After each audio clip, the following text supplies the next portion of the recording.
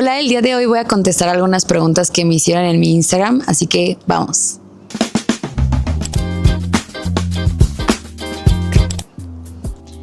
Me preguntaron si trabajar de noche limita los resultados o se pueden adaptar con una buena estrategia. Pues sí hay estudios que reflejan que al dormir poco vas a tener un rendimiento menor en todas tus actividades y por algo existe el ritmo circadiano, pero pues con una buena estrategia y si es tu única opción, no quiere decir que ya vayas destinado al fracaso. El ritmo circadiano es, el cuerpo sí tiene un horario, cuando nosotros nos despertamos sí tiene que haber luz de sol porque en nuestro cuerpo tenemos un reloj biológico. Entonces en la mañana cuando nosotros vemos la luz se libera cortisol, entonces eso nos hace que nos despertamos y que tengamos más energía y que se liberen hormonas dependiendo de la hora del día. Por eso cuando nos dicen de que tienes que dejar las pantallas es porque nuestro cuerpo ahorita ya está trastornado y ya no sabe qué horario es y no libera las hormonas como se debería de hacer. Entonces cuando tú tienes un problema o que se afecta tu ritmo circadiano, pues afecta no nada más tu rendimiento, sino todas las hormonas que hay dentro de tu cuerpo y todo el reloj biológico que se tiene que seguir. ¿No sabías?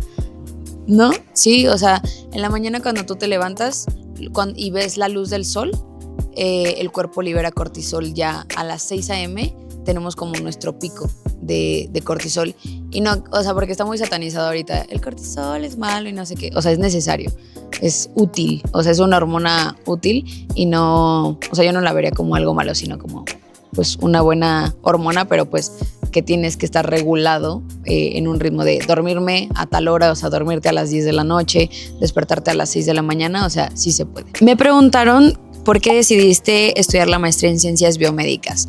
La verdad es que fue porque me brindaban una buena oportunidad en cuanto a seguir con mi estrategia de ser investigadora, entonces por eso decidí irme al TEC de Monterrey para poder hacerla ahí. No quería enfocarme en algo que fuera nada más nutrición clínica o nutrición deportiva, sino algo que me permitiera expandirme en cuanto a qué quería hacer como investigadora. La siguiente pregunta es, ¿qué suplementos sí recomiendas tomar para hombres?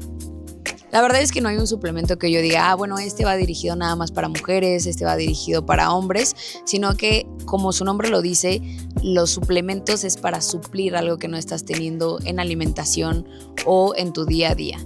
Por ejemplo, algo que me gusta recomendar mucho y que yo creo que no importa si haces ejercicio o no, es la creatina.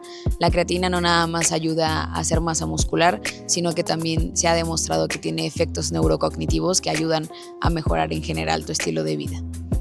Y ya si tienes alguna deficiencia es cuando ya se vería si tienes que consumir algún tipo de suplemento como, vitamina D si no te da suficiente sol. Pero suplementarte nada más por hacerlo o que hay un suplemento dirigido a un sexo, eso es totalmente falso. Es buena, hay evidencia, pero tampoco es como que te relaje así de... Y también como es una planta, es complicado pues decir, este es tu dosis tope. Y hay gente que se toma los suplementos y dice, pues para relajarme y ni siquiera sabe si lo necesita. Entonces, y también muchas veces dicen, pues es que es algo natural, no me va a hacer daño. Pero, no sabes, es una planta, es como los batidos de Herbalife. Es que ¿qué daño te puede hacer? Puede causar toxicidad hepática una planta. No, ¿por qué no nos comemos el pasto si es planta?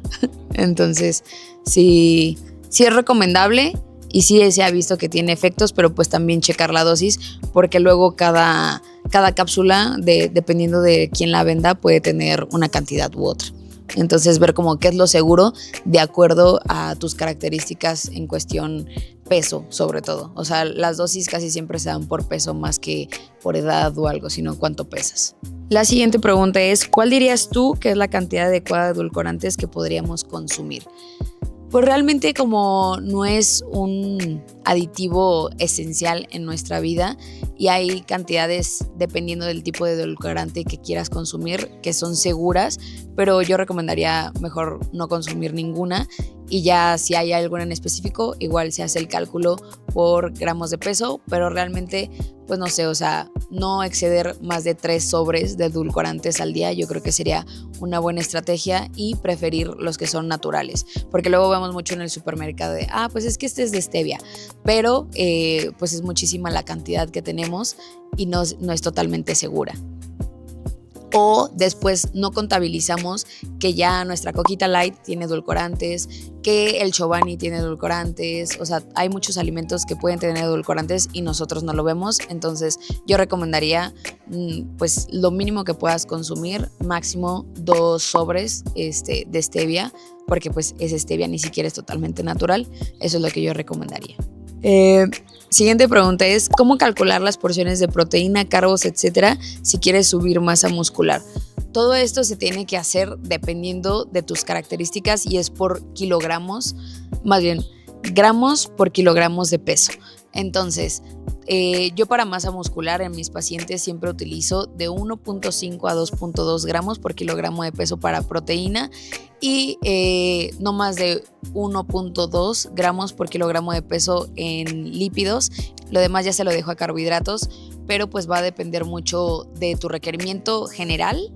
Y por ejemplo, si ya tienes un exceso de grasa corporal, pues para qué harías un incremento en calorías. Entonces, primero organizar por prioridades, no es nada más aumentar masa muscular por aumentar, y no quiere decir que porque tengas las coberturas nutricionales de carbohidratos, proteínas y grasas vas a aumentar masa muscular. También se tiene que acompañar de un entrenamiento de fuerza que vaya dirigido a la hipertrofia muscular.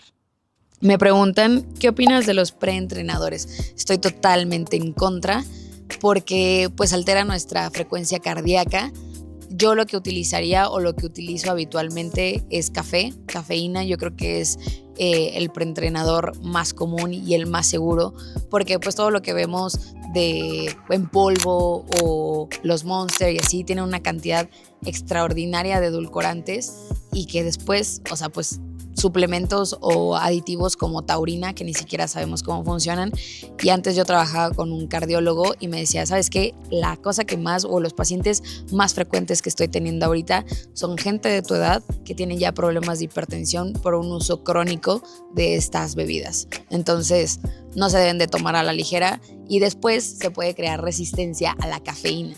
Entonces, obviamente, si te tomabas 3 al día y ahora quieres tomar café, pues vas a estar todo mal y no te va a hacer efecto porque se puede crear resistencia a este tipo de suplementos. ¿Lo sabían? La siguiente pregunta es, ¿qué tan bueno es hacer un bulk agresivo o pasa algo en el cuerpo? A un bulk la gente se refiere cuando se hace un superávit calórico, que esto qué quiere decir, consumir más calorías de las que tú necesitas habitualmente, y esto se hace para poder aumentar masa muscular. Entonces yo sugiero siempre que se haga un incremento, un superávit calórico. La gente que cree que tiene que consumir el doble de calorías que está consumiendo habitualmente para aumentar masa muscular, y esto pues puede ser contraproducente porque puede que aumentes más grasa de lo que aumentes masa muscular. Entonces no es nada más comer más para subir masa muscular, sino que se tiene que hacer una estrategia, y yo no recomendaría más del 10 al 15% de las calorías basales, porque si no todo el incremento que vamos a tener es de grasa corporal. Al cuerpo le gusta más hacer masa grasa que masa muscular. Estamos hechos para hacer reservas de grasa, no para hacer masa muscular. La siguiente pregunta es, apenas comencé a ejercer, soy nutri. ¿Cómo hacer para tener mejor control de tiempo? Yo creo que tener una estructura diaria es indispensable. Yo lo que hago es tener cierta cantidad de horas para trabajar, cierta cantidad de horas para hacer ejercicio y cierta cantidad de horas para descansar. Entonces, mientras tú sepas como cuál es tu prioridad en ese momento, es donde ya puedes hacer estructura y diario, o sea, ya tener tu rutina de decir, todos los días me voy a levantar de tal hora a tal hora, voy a, no sé, en mi caso, voy a escribir esta cantidad de tiempo en este artículo, en este tiempo me voy a dedicar a esta actividad, literal como el horario de la escuela que te daban. Eso es lo que yo hago para poder tener una mejor estructura de tiempo y una lista de pendientes, tanto personales como laborales, para poder ir dando prioridad de acuerdo a lo que va saliendo. La siguiente pregunta que está relacionada con el bulking o el superávit calórico, me preguntan si existe un bulk limpio. Yo creo que un bulk limpio es justamente poder hacer un superávit calórico, pero en macronutrientes que sí te estén aportando. Como les decía, no es nada más comer por comer. Tú puedes hacer un superávit calórico con gansitos, pero el resultado va a ser un incremento en grasa visceral, en grasa corporal. Entonces debe ser un bulk controlado y que esto no sea exagerado y sobre todo que sí lo necesites, porque si tú ya tienes un exceso de grasa corporal, pues qué sentido tendría incrementarlo mucho más con un superávit calórico. Estas fueron todas las preguntas por el día de hoy. Si quieren saber más, déjenlo aquí en comentarios y fue un gusto verlos. Se los dijo su nutrióloga favorita.